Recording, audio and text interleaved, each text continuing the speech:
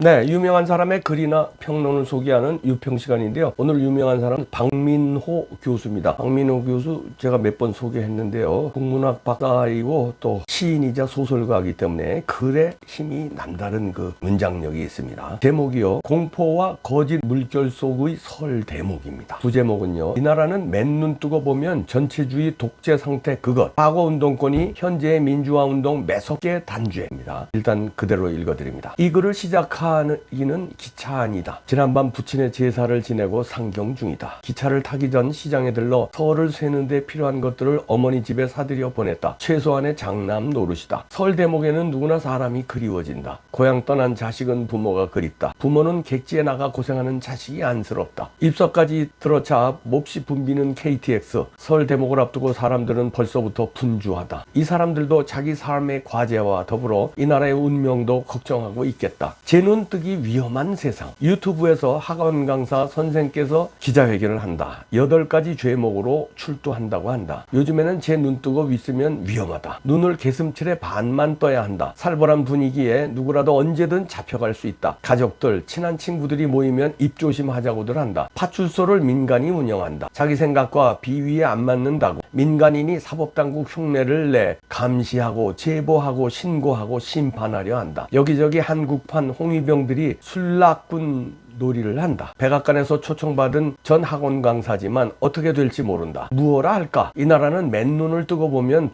전체주의 독재 상태 그것이다. 대통령이 내란죄를 뒤집어쓰고 감옥에 갇힌 지 몇 날인가? 어떻게 절대 다수가 되었는지 알 수 없는 당이 무슨 법안이라도 척척 통과시킨다. 참으로 효율적이다. 사법부를 통째로 바꾸어 놓겠다고 법 왜곡죄, 사실상 사심죄, 대법관 증언법을 신설한다고 한다. 판사한테 법 왜곡죄를 적용한다는데 이거 참 잘 만들었다. 없는 내란죄를 뒤집어 씌워 선고하는 법관들에게 적용하면 좋겠다. 국민 없이 국힘과 민주 없는 민주당. 이런 가운데 지금 국민 없는 국힘은 민주 없는 민주당의 동반자나 다름없다. 민주당이 속된 말로 그 세력의 명시적인 일중대라면 국힘은 잘 읽히지 않은 이중대 노릇을 한다. 이 당의 당대표와 어떤 최고위원은 감옥에 계신 그분을 끔찍이도 위하는 척 했었다. 그런데 선고 날이 다가오자 본심을 드러낸다. 어째서 한동훈, 김문수에 이어 또 이런 이들이 이 당의 지배 세력이 되는지는 미스테리다. 이 국힘이라는 곳의 본심은 보이지 않는 곳에서의 회유나 협잡, 타협 따위의 산물이던가 누구와 어떤 이런 판국에 어디서 지어내는지 모르는 긴급 뉴스가 타전된다. 전 학원 강사께서 대한민국의 나라 이름을 바꾸고 입법부, 사법부, 행정부를 없애리라 했다? 국정원 발표에 의하면 한 유튜버가 가덕도 습격 사건에 영향을 미쳤다고 한다? 과연 이 사건의 진실은 지금 유튜브에서조차 쫓겨나 람블로 피난가 있다. 긴급 뉴스들이 세종대왕의 어린 백성들 눈과 귀를 가린다. 권력 삼부를 한 손에 틀어쥐고 사실상 일당 독재를 완성하려는 산채 정권의 실상은 혼잡 속에 가려진다. 잔인한 통치다. 1년여 전 윤 대통령에 대한 서부지법의 부당한 구속영장 발부에 항거한 사람들은 점거, 폭동, 습격, 난동이라 명명되었다. 비교해본다. 1985년 11월 18일에 민정당 연수원 점거 농성 학생들은 전원 구속되었지만 전체 191명 가운데 절반 훨씬 넘는 112명이 기소유예 처분으로 풀려났다. 서부지법 사태는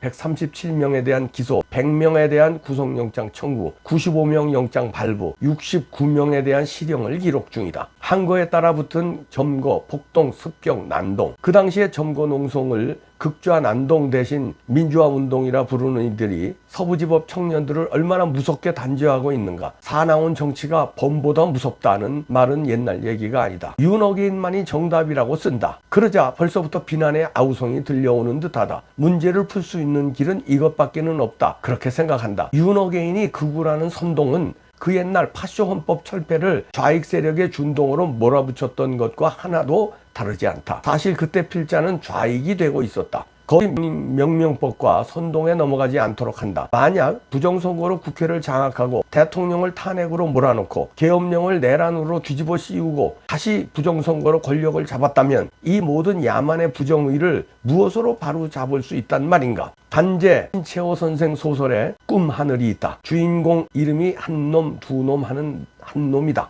여럿이 같이 님나라 찾아가는데 같이 가던 친구들이 하나둘 떨어져 나간다. 이윽고 그 길에 한 놈만이 남는다. 그러나 오늘의 이기는 한만 있는 것 같지 않다. 유튜브를 통해 사실을, 실상을, 소식이 멀지 않았다. 자, 이렇게 박민호 교수가 일가를 했는데요. 마지막 문장 역시 시인이자 소설가답게 소식이 멀지 않았다. 설에는 그 과거에 좀 소원했던 섭섭한 감정이 있던 가족이나 친척, 친구들, 형제들 그런 게 있었어도 설 밥상에 모이고 전 부치고 이러면서 다 눈녹도 사라지는 거 아닙니까? 가족들이 모여서 그런 소식이 멀지 않았다는 얘기입니다.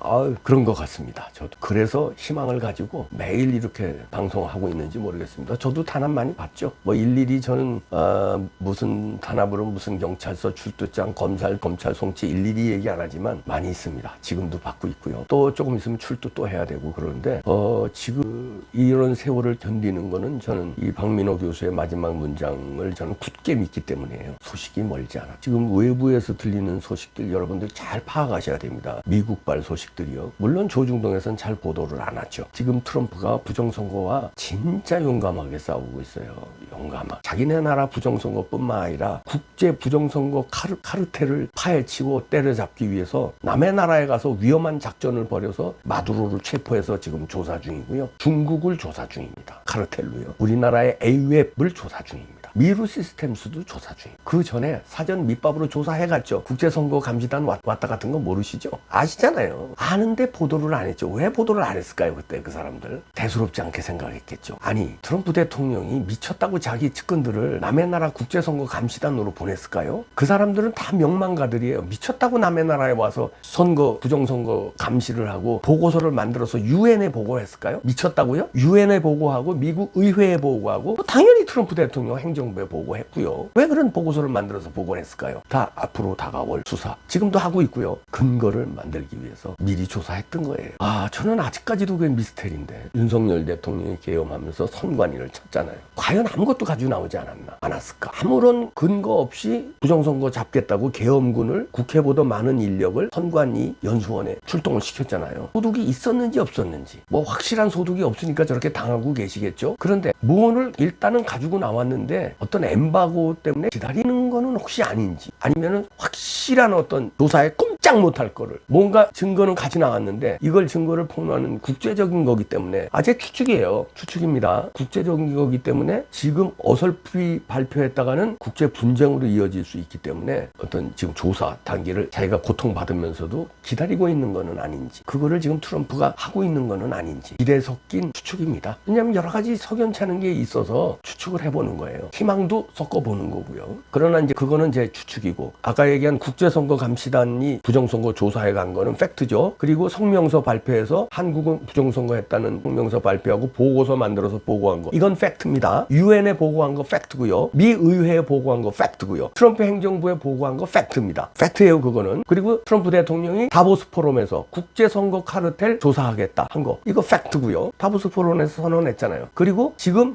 여러 개 주에서 지금 압수수색 받아가지고 조사하고 있는 거 이거 팩트고요. 마두로 부정선거 때문에 부정선거와 마약 카르텔 때문에 자박한 거 팩트고요. 마두로 어느 정도 자백이 나왔다는 거 워싱턴 정가에 공공연한 사실 나왔다는 거 팩트고요. 그리고 트럼프 대통령 입에서 나온 게 A웹 나왔다는 거 팩트고요. A웹은 우리 한국의 중앙선관위 주도로 만들었다는 거 본사가 한국에 있는 거 팩트고요.